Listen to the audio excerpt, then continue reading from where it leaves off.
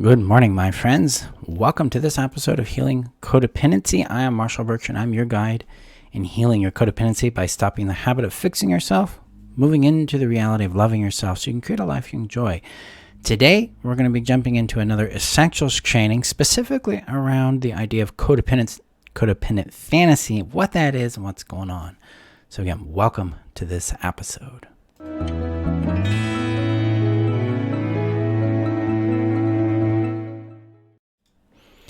Good morning. It's good to be with you guys today. I'm excited. I'm trying out some new formats with the presentation and things. So a little different order. Before we get started, remember you can come join us in the Heal Your Codependency community on Facebook to get additional tools, guidance, and support. The link is above on Facebook, below on YouTube.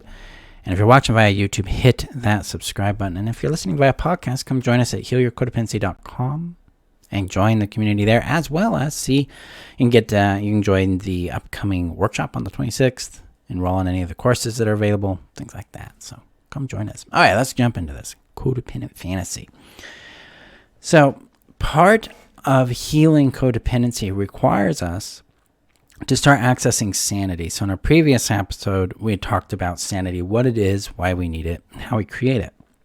Part of sanity is the identification of fantasy and then the neutralization of fantasy. So in the codependency healing system, we spend much of the time in that course understanding and identifying fantasy in a number of different areas in our work. Well, first and foremost, is understanding the relationship that fantasy has with survival. So for children, they grow up in systems, like a family system, a cultural system, where their needs go unmet, where things are unsafe, where things are scary, and they can't be themselves. They create fantasy in order to cope with the daunting, paralyzing, overwhelming reality that they're dealing with. So fantasy helps them discover hope, gives them some sense of control and safety. Safety, and it gives them direction in how to try to influence their environment and help them survive and cope with what they're dealing with. Problem is children's brains don't know how to discern fantasy from reality. That's part of what we didn't get growing up, especially if we were neglected. We can really struggle to discern those two things, especially in relationships and regarding love, regarding attachment, regarding conflict and intimacy, how those things function. Because a lot of times for a child, the core fantasy is if I can change me, I can get them to love me. It's where this perfectionism comes in. This is where people-pleasing comes in. It's an expression of that biological fawn response towards the threat that we also depend on for survival. So this core fantasy of I can fix them or I can change me and then they'll love me is a major motivator that follows us into our adult relationships, whether it's friendships or romantic relationships. We're hoping that, hey, if I can get them to heal or get them to feel my love or see all my effort, they'll change and they'll love me back. And that's a direct reaction to being unloved as a child, to being unmet and unseen and unvalued. So the power of fantasy needs to be acknowledged in our world and acknowledged in how we're responding to the experiences we're having in our relationships and with ourselves and with reality, because it plays a prominent role in our survival. As we heal and we move out of codependency, what happens is we start identifying and then neutralizing these fantasies. So how do we do that? Well, fantasy has four elements to its basic structure in my work. The first element are beliefs, the things we believe are going to happen, with the things that we believe about ourselves and about the others, the other people involved. Typically, beliefs are not actually grounded in reality. They're grounded in hope. They're grounded in perspective or subjectivity. So a codependent belief is, hey, I'm not complete without a relationship. Love makes me lovable. I don't deserve to be loved. Or love comes with abuse and neglect and harm and fear and things like that. Those are common codependent beliefs. The next component of fantasy is the illusion that we create because of those beliefs. So if I have the belief that a relationship, that love includes harm and neglect, then when I encounter a relationship where I feel love for this person and they're doing things that are harmful and neglectful or hurtful, I'm going to be like, yeah, that's part of the game. So I should be able to tolerate this pain. I should be able to tolerate this neglect. I mean, this is what it means to do the work in a relationship, which is another form of fantasy. That's the way that shows up. Another fantasy that, another illusion that shows up in these fantasies is if I have the belief that there isn't enough out there, that there's scarcity of opportunity, option, and availability of loving, healthy relationship opportunities, then I'm going to buy into the fantasy of the better than nothing and stay connected with people who don't fulfill me, that don't add to my well-being, but often take from it, but it's still better than nothing. I'll take that breadcrumb over nothing kind of thing. So that's where that illusion comes from, or that creates the illusion of like, well, this is better than starving, so I'm going to just stay right here. That leads into the third component, denial. Denial is where we are actively ignoring the brute facts about our experience, the pain that we are going through, the repeating negative patterns in the relationship, the outcomes we're living with, the impact we're living with. We're just like, nope, those are temporary, and then we're magnifying what I call the positive anomalies. These moments where we get love bombed, where things are really good for a moment, where things are strong and clear for a moment, but then we're minimizing or ignoring all these repeating patterns of harm and neglect and distress and despair we're going through. So that's what denial does, is it protects illusion, it protects the beliefs, and then it creates the fourth component. And that's called the primacy of emotion. So the primacy of emotion dictates that what I feel is the truth. So if I'm having a euphoric experience, that means this is real, it's valid, it's important. This relationship is healthy. This is the one I'm supposed to be in.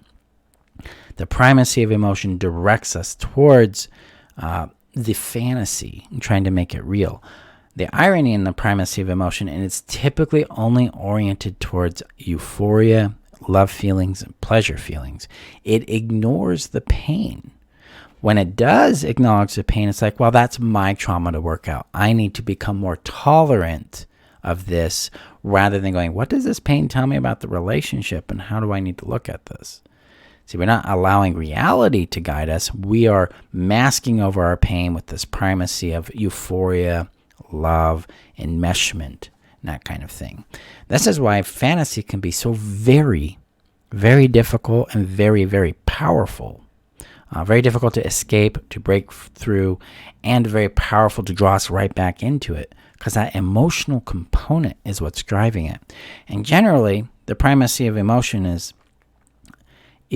primed and fueled by intermittent reinforcement, which means I occasionally get love, but then I get the harm and the neglect, which causes distress and despair, and then they come back and give me a love bomb, and then we go back through this cycle again, and it's a big emotional seesaw. That gets us chemically hooked on the relationship and on these rushes of adrenaline, cortisol, dopamine, serotonin, oxytocin. So we're going through this big climb and dive experience, and we call that love. That's not love. That's chaos. That's intensity, but it isn't love, because love is consistent, warm, reliable, safe, calm, centering. So that's the structure of fantasy. So what do we do when we realize we might be coming at things from a fantasy? First thing here is to go very gently and very slowly with ourselves. To be very kind with what we're experiencing, what we're feeling, what is showing up for us. Because encountering reality is going to move us very quickly to the edge of our capacity and our sense of safety, and maybe beyond it, which will overwhelm our window of tolerance. And that can bring us into panic, that can bring us into collapse. So what I want to do is do this very gently and very small bits at a time, and what's called titration, doing accessing and experiencing things for very specific amounts of time that are very short, like 10 seconds, 1 minute, that kind of thing. So how I have my students do it is we first start to pause, acknowledge, and observe for very short amounts of time, what is actually happening. And the first place I have them focus is the pain. What kind of pain are we experiencing on a repeating regular basis with this relationship? What does that look like? And let that be there. We do that in very short intervals so that we can become more and more safe acknowledging what's going on without getting rid of the fantasy. If we get immediately rid of the fantasy, we're going to cause enormous amounts of distress. That's not going to be constructive. Instead, we're adding to our awareness a little bit, going, well, this does really hurt. This is really scary. This is really empty. And we're going to let that be there for a while. We're going to legitimize it. We're going to practice what's called acknowledge, legitimize, and integrate, where we acknowledge what's going on, we legitimize it, making it real and valid to us, like, yeah, I can see why I feel empty. I'm not being seen. I'm not being valued on a regular basis, and it's really confusing, and it hurts. We practice this a while, and a while could be 3 months, 6 months, a year. It really depends on what level of safety the individual has and what their capacity is in that moment. So we go very kindly, very gently with these things. That allows us to start accessing reality, which introduces the concept of sobriety. We'll be talking about that in a future episode here. But this helps us start to deconstruct fantasy, to start opening up to the idea that maybe what we think is going on isn't aligned with what is actually going on, and then we can begin to assess what's real and start to understand how reality is working for us. And we'll talk about that in the next episode. So this is crucial that we go very gently and very slowly as we acknowledge I might have a fantasy here, because what I am hoping is happening or working for is happening versus what I can see is going on are very different, often opposite things. Maybe there's something I need to acknowledge there. So this helps us start to access sobriety and move out of that fantasy.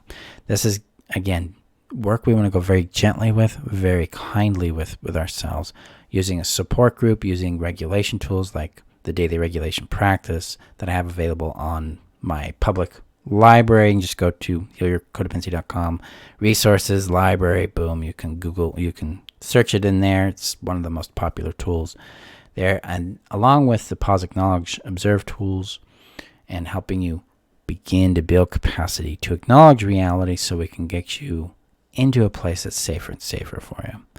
This is fundamentally essential to breaking free of codependency, because all codependency is driven by a fantasy, usually multiple fantasies, and we need to deconstruct them so we can understand them and then build connection with reality in a way that supports your safety, connection, and your sense of value identity, those three necessities we all are dealing with there. So that is today's episode. I invite you to go gently in this exploration, especially if you're early on in your healing, about what's fantasy and what's real.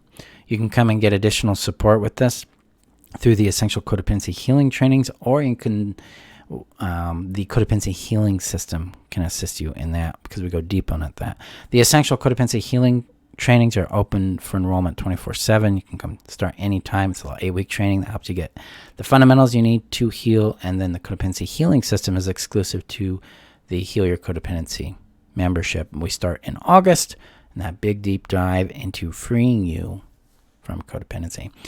So that's our work there. So as a little heads up, right now the Everything Forever program is open for enrollment. That program gets you access to everything I've ever created, am creating, and will create in courses, live trainings, workshops, masterclasses, books, and intensives.